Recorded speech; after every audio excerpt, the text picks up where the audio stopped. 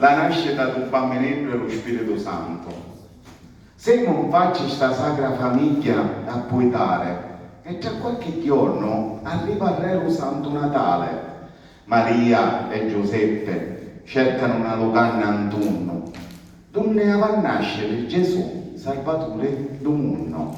La nostra poesia intanto allucia di fide la mente e smuove come zappetti d'un presone le coscienze che spesso dormono per colpa del lusso, che ne fanno scordare le valura storcendo un musso.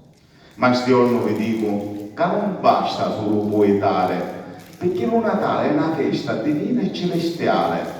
Non è solo inghiere di mangiare e regale la casa, ma è carità per le povere che stanno per strada.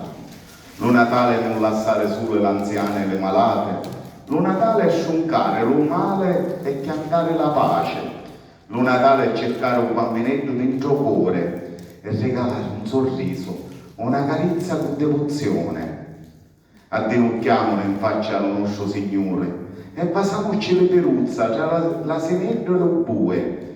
Seminiamolo perdono dalla nostra bella terra e addomamo una stellina per le vittime della guerra.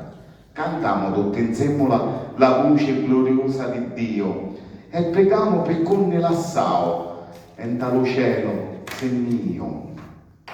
Abbracciamone dopo aver superato la pandemia e portiamo dentro l'arma lo messaggio di Maria e confessamone delle peccate sotto lo suo manto, facendo trasere nelle nostre cuore, case, con gioia e vanto la nascita del bambinetto e lo Spirito Santo.